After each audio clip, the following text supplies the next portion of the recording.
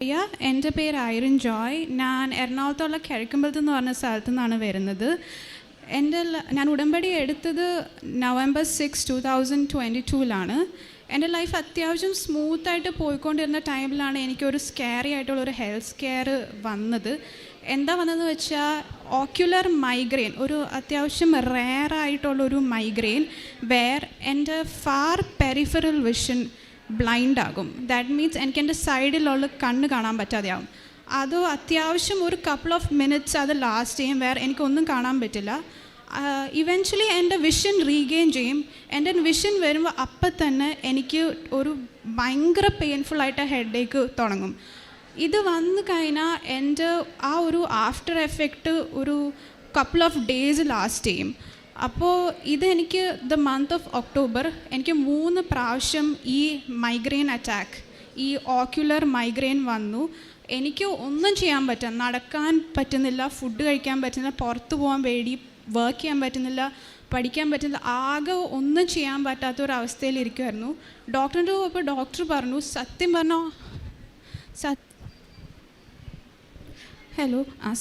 പറഞ്ഞാൽ ocular migraine ഇത് റൂട്ടോട് remove ചെയ്യാൻ ഒരു മെഡിസിൻ ഇല്ല. ഡോക്ടർ വാസ് ലൈക്ക്, ഇത് വേണമെങ്കിൽ വരുമ്പോൾ അതിൻ്റെ ഇൻറ്റൻസിറ്റി കുറയ്ക്കാൻ ഒരു മെഡിസിൻ തരാമെന്നല്ലാതെ അത് ഫുള്ളി റിമൂവ് ചെയ്യാൻ ഒരു മെഡിസിൻ ഒന്നുമില്ല. ഓൾസോ ഇത് എന്തുകൊണ്ടാണ് വരുന്നതെന്ന് പോലും റീസണ് ഡോക്ടറിന് പറയാൻ പറ്റില്ല. അപ്പോൾ എനിക്ക് ആ മെഡിസിൻ്റെ ഉള്ള ഫുൾ ഫെയ്ത്തും ഹോപ്പും പോയി. അപ്പോഴാണ് എനിക്ക് മനസ്സിലായത് എന്നെ ആകെ ഹീൽ ചെയ്യാൻ പറ്റുന്നത് കൃപാസനം മാത്രമാണ്. ലൈക്ക് എനിക്കിപ്പോൾ ഒരു ക്യൂർ ഉണ്ടെങ്കിൽ അത് ജീസസിനെ പറ്റുള്ളൂ. അപ്പം തന്നെ എൻ്റെ 3rd അറ്റാക്ക് വന്ന്, മൈഗ്രെയിൻ അറ്റാക്ക് വന്നു. അപ്പം തന്നെ ഞാൻ കൃപാസനത്തിൽ വരാമെന്ന് ഞാൻ എൻ്റെ വീട്ടിൽ പറഞ്ഞു, എനിക്ക് കൃപാസനത്തിൽ പോകണം, എന്നെ ഡോക്ടറിനൊന്നും ഹെൽപ്പ് ചെയ്യാൻ പറ്റില്ല, കൃപാസനത്തിൽ പോയാലേ എന്തെങ്കിലും ശരിയാവുള്ളൂ. അങ്ങനെ ഞാൻ കൃപാസനത്തിൽ വരാൻ വേണ്ടി ഞാൻ മെൻ്റലി പ്രിപ്പയർ ചെയ്തു. എനിക്ക് 1 വീക്ക് ഉണ്ടായിരുന്നു കൃപാസനത്തിൽ വരാൻ. ഞാൻ പ്രിപ്പയർ ചെയ്തു. എൻ്റെ ലൈഫിൽ ആദ്യമായിട്ട് ഞാൻ കൺഫെസ് ചെയ്തു. അന്ന് കൺഫെസ് ചെയ്യാൻ തുടങ്ങിയ ഞാൻ ഇപ്പോൾ ഇടയ്ക്കിടയ്ക്ക് കൺഫെസ് ചെയ്യും. എൻ്റെ ലൈഫിലൊരു അത്യാവശ്യം ഞാൻ സൺഡേ ചേർച്ചിൽ പോകാൻ, ഞാൻ അങ്ങനെയൊന്നും പോകാത്തൊരാളാണ്. സൺഡേ ചേർച്ചിൽ പോകാൻ തുടങ്ങി. അങ്ങനെ കൃപാസനത്ത് വന്നു ഞാൻ ഉടമ്പടി എടുത്തു. ഞാൻ ഒരു മെഡിസിനും എടുത്തിട്ടില്ല. നമ്മുടെ ഉടമ്പടിയിലുള്ള തൈലം എൻ്റെ ഐലിഡിൽ ഞാൻ എല്ലാ ദിവസവും രാവിലെ പരട്ടും. ഈ ലാസ്റ്റ് എനിക്ക് മൈഗ്രെയിൻ അറ്റാക്ക് വന്നത് 5 months ago ആണ്. ഇതുവരെ ടു ദിസ് ഡേ എനിക്ക് ഒരു കുഴപ്പമില്ല, ഫുള്ളി ഹീലായി. ഇനി എനിക്ക് വരത്തുമില്ല എന്ന് ഞാൻ 100% വിശ്വസിക്കുന്നു.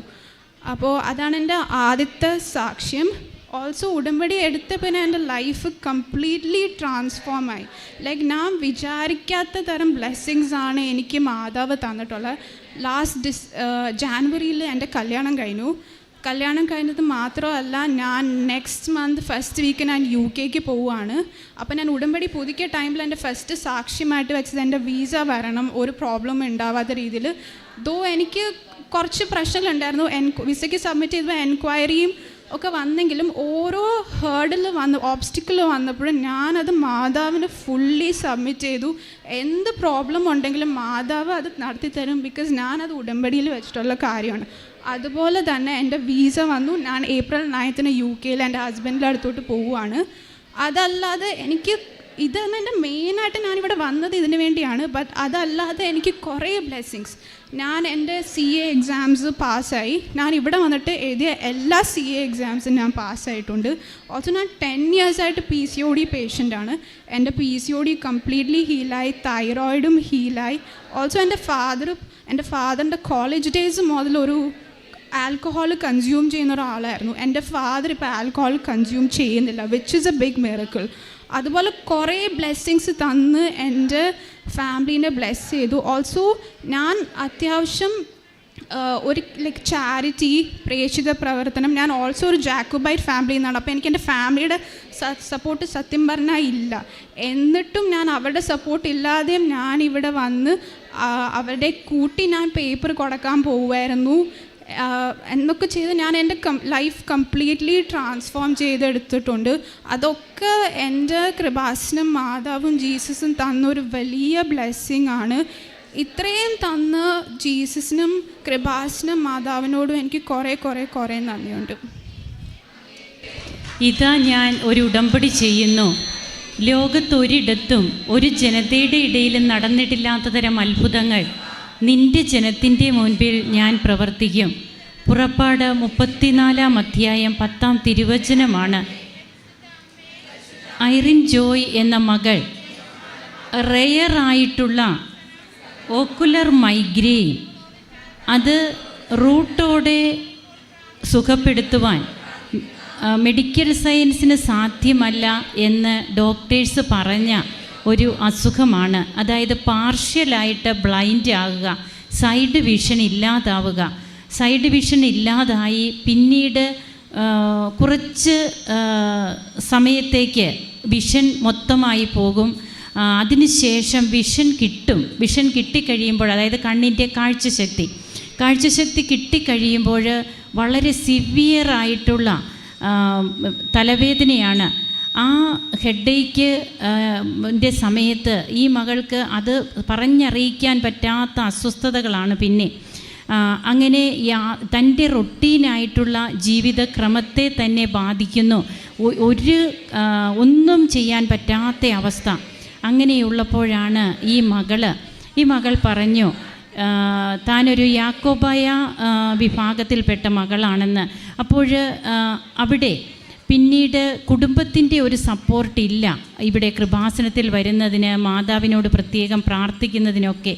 എന്നാലും സ്വയം റിസ്ക് എടുത്ത് ഇനി ഡോക്ടേഴ്സിൻ്റെ അടുത്തേക്ക് പോകില്ല, എനിക്ക് കൃപാസന അമ്മയും ജീസസുമേ ഉള്ളൂ എന്നെ സുഖപ്പെടുത്താൻ, ആ ഒരു നിശ്ചയദാർഢ്യത്തോടെ ഇവിടെ വരികയാണ്.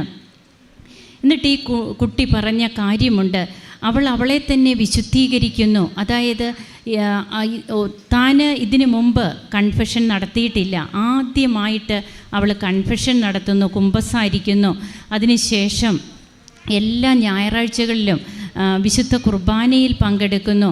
അപ്പോൾ അവരുടെ മതാചാരപ്രകാരമുള്ള കാര്യങ്ങൾ പോലും ചെയ്യുന്നതിന് മടിയുണ്ടായിരുന്ന കുഞ്ഞ് പിന്നീട് ഇവിടെ വന്ന് ഉടമ്പടി എടുക്കുമ്പോൾ എങ്ങനെ ആധ്യാത്മിക ജീവിതത്തിൽ തൻ്റെ പേഴ്സണാലിറ്റിയിൽ വരുന്ന ഒരു മാറ്റവും അതോടെ ആത്മീയ ജീവിതത്തിൽ വരുന്ന മാറ്റവും ഒക്കെയാണ് നമുക്ക് ഈ സാക്ഷ്യത്തിലൂടെ കേൾക്കുവാൻ കഴിഞ്ഞത്.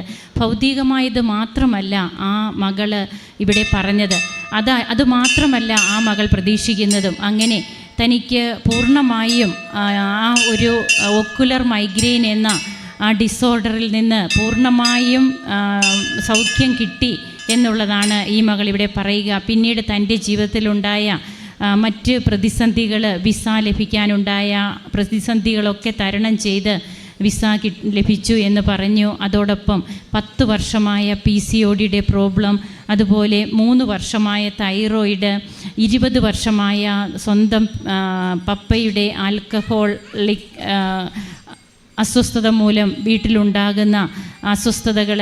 അപ്പോൾ ഇങ്ങനെയെല്ലാം ഈ മകൾ ഇവിടെ വന്നതിന് ശേഷം കൃപകളുടെ ഒരു നിര തന്നെയാണ് ഈ മകൾക്ക് കിട്ടുക. ഇതൊന്നും ഈ മകൾ ഓർത്തുകൊണ്ടല്ല ഇവിടെ വരുന്നത്. എന്നാൽ താൻ നിയോഗം വയ്ക്കാത്തതുപോലും പരിശുദ്ധ അമ്മ ഓർത്ത് തനിക്ക് വേണ്ടി ഈശോയോട് മാധ്യസ്ഥം വഹിച്ച് ലഭിച്ചു എന്നാണ് സാക്ഷ്യത്തിലൂടെ പറയുക. ഇതാണ് പുതിയ ഒരു ഉടമ്പടി ചെയ്യുന്ന തമ്പുരാൻ്റെ ശക്തമായ പ്രവർത്തനങ്ങൾ. നമുക്ക് കരങ്ങളടിച്ച് ദൈവത്തെ മഹത്വപ്പെടുത്താം.